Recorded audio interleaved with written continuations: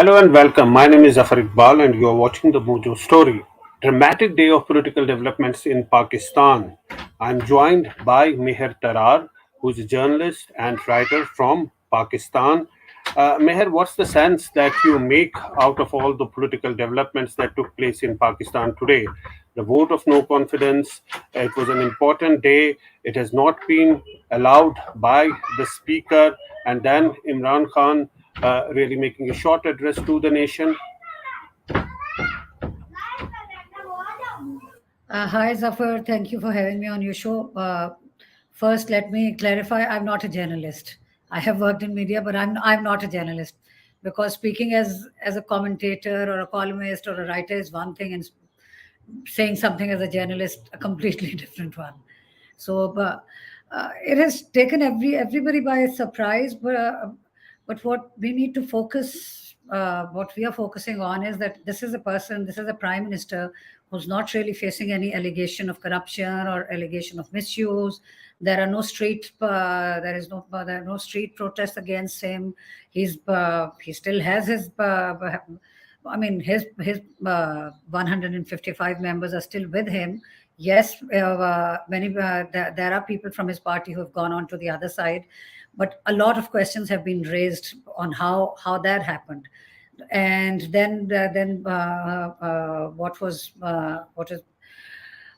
the prime minister found out through the foreign office, what the U.S. One U.S. Official said vis-a-vis Pakistan's prime minister and the upcoming vote of no confidence. So at the end of the day, a prime minister who believes that he should not be kicked out, but I call it another ouster. It's another coup. This has been happening in Pakistan since I was a little girl. I mean, before I was born. This We thought maybe in the last two governments managed to finish their terms, so we were hopeful that okay, at least two governments have finished their terms. No prime minister has been able to finish their term so far, but at least that has happened. So now at least the facade of democracy is it's being strengthened. So what has happened is, as soon as Prime Minister as Imran Khan became the Prime Minister of Pakistan, the other two parties who've been in power, say, in the last 30 years, and I do not want to include Zulfikar Ali Bhutto's time, I mean, before Ziaul Haq, but in the last 30 years, it has only been PPP, PMLN, and a military dictator, General Pervez Musharraf, in power in Pakistan. So it's honestly, you might think that this is just a simplistic way of looking at it, but it is as simple as this. What has happened to them? Well, Nawaz Sharif was actually part of the system that tried to that dismissed Prime Minister Benazir Bhutto's government in 1990. Nawaz Sharif was the one who had what is it called, who served no confidence motion to Benazir Bhutto in 1989, 11 months after her first government.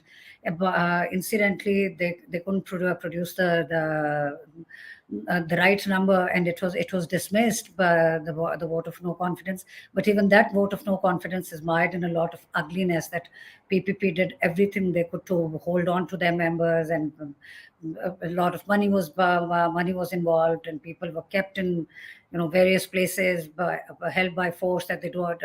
I don't want to go into that because I mean, I as a supporter Yeah, of Benazir Bhutto, I was happy that she yeah, wasn't dismissed. But Nawaz Sharif was part of that. Then his government was dissolved in '93. Then Benazir yeah, Bhutto's government was dissolved by yeah. the whole. Pakistan has a long history, but Imran Khan was saying that he will come up with a surprise before the voting on no confidence motion takes place. Do you think this was the big surprise of Imran Khan?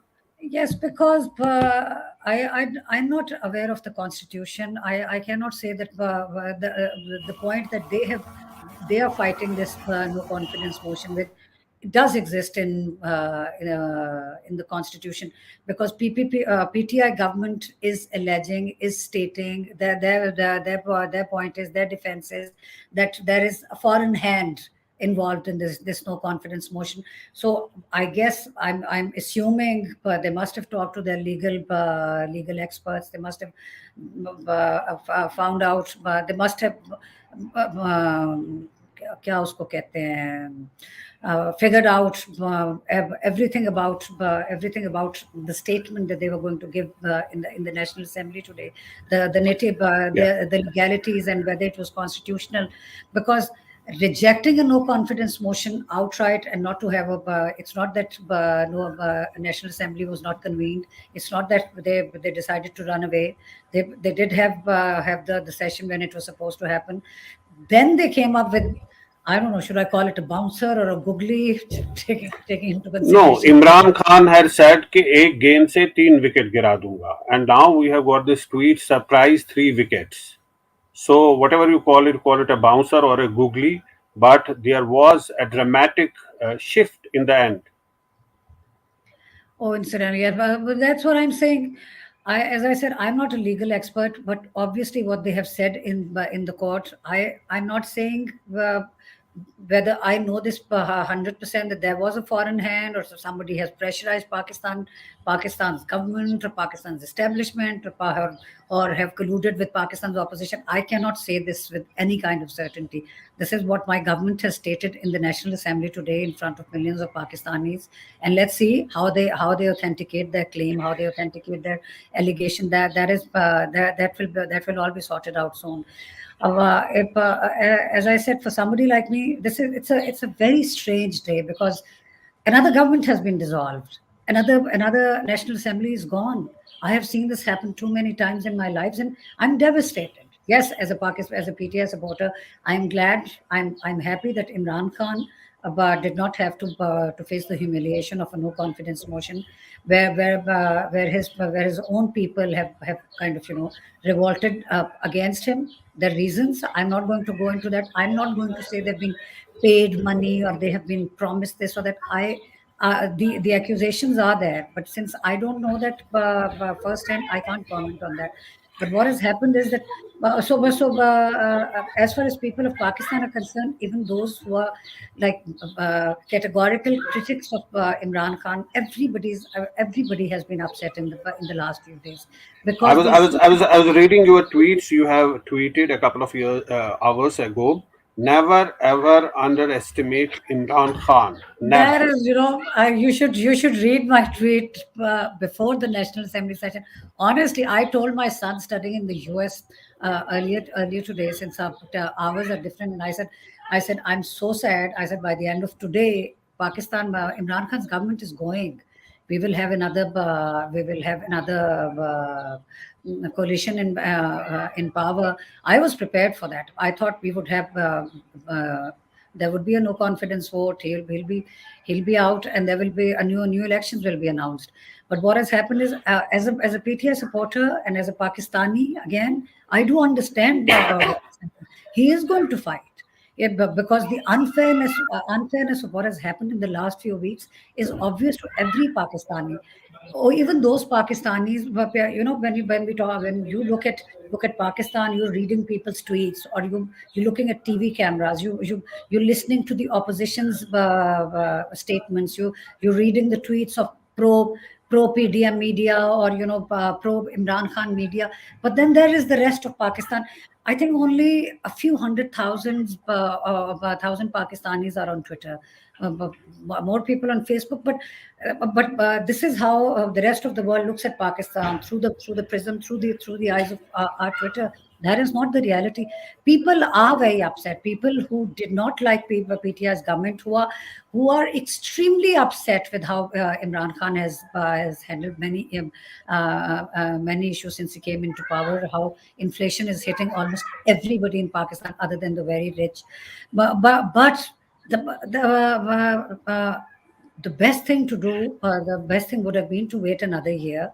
And honestly, again, as a PTI supporter, I was convinced that the other side would be able to sweep at least Punjab, because Punjab, they already have like a huge vote bank in Punjab, and because of the inflation issue, the majority of Punjabis are so upset with Imran Khan, and Punjab's vote kind of decides who goes to the National Assembly, because it's the largest number of people. Yes. So I was convinced that they would. I even said it to a cousin of mine who's a minister in PMLN's last government. I said it to her a few weeks ago.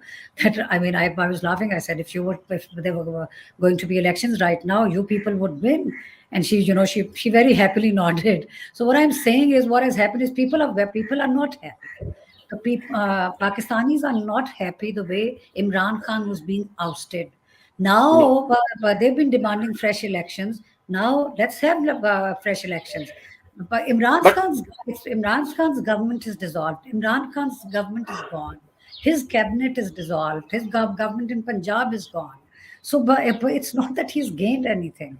He's asking, okay, I mean, fine, but I'm going to do no, what I can but and let's. Meher, there are two things to all of this. One is the legal aspect, the constitutional aspect. He has, uh, invoked a constitutional clause, and the vote of no confidence was not accepted, and then he advised the president. And then the other is the moral aspect. The opposition was always showing the numbers. They said they have the numbers. They produced the people.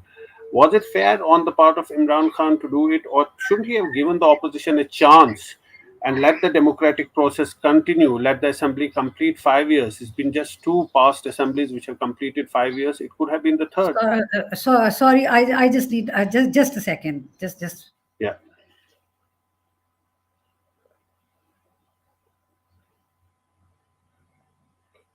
So, so basically, we're talking about the vote of no confidence that was taking place today in the Parliament of Pakistan.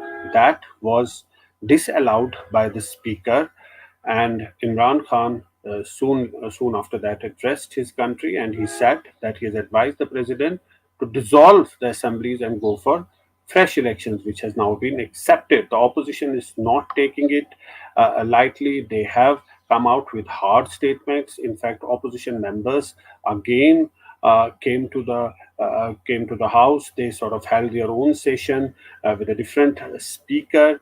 Bilawal Bhutto hid out at Prime Minister Mariam Nawaz, whose tweet you're seeing right now. She says, "Mark their face. This is the group, the mafia, that has attacked and abrogated the Constitution of the Islamic Republic of Pakistan. They must all be tried under Article 6." Let's return to Meher. Meher, I was asking that there is a moral aspect to all of this. Shouldn't Imran Khan have given a chance to the opposition? They had the numbers. The democracy is all about numbers. They had the numbers. They should have given but a chance. Let the democratic process continue but and let that's the assemblies complete their term. sorry to interrupt. That is the thing. Imran Khan and many people who do not like Imran Khan understand that this is not a democratic process that is happening right now. Yes, they have the numbers. But if you talk about morality, for instance, Shahbaz Sharif is facing a case right now. He's on bail. He could be the Prime Minister of Pakistan today. So if you're talking about morality, his son is also facing a case. Nawaz Sharif went to England on bail and has not returned. Asif Zardari, so I'm not saying whether the cases against them are absolutely justified or not, or whether they should have been locked, whether they should go back to jail, or that bail should be revoked. I'm not going into that. I'm not saying that everything that has happened to the opposition leaders has been fair, but that's look at their morality. Pakistanis, Pakistan government, Pakistan PTI supporters, everybody's convinced that they have done everything they can to get hold of everybody they can to throw Imran Khan out. It's not that Imran Khan has done anything. It's just that they want to happen to him what has happened to them. So the moral thing would be they should have allowed Imran Khan to complete his term. It's as simple as that. That's how we look at it. Yeah, he came. Now the thing is, if somebody is doing something that you believe is absolutely unfair, you are going to fight it. This is what has happened today. They convened a session. The National Assembly was called. People appeared. Parliamentarians were there. Then they have taken. It's on a legality. They believe that the Constitution allows them to do what they have done today. Let's see what the Supreme Court has to say. But that's all I can say about Yes, this. yes. Let's see what the Supreme Court has to say, and all eyes will be on the future the next few months when the elections will take place in Pakistan, whether Imran Khan has gained more public support or the opposition has gained more public support. That will be clear after the elections take place. But for now, thanks so much for joining us. Clearly, a big day in Pakistan, big day, lots of political developments taking place. Thanks so much for Thank you joining so us. much. Thank you so much, Zafar. Khuda Hafiz.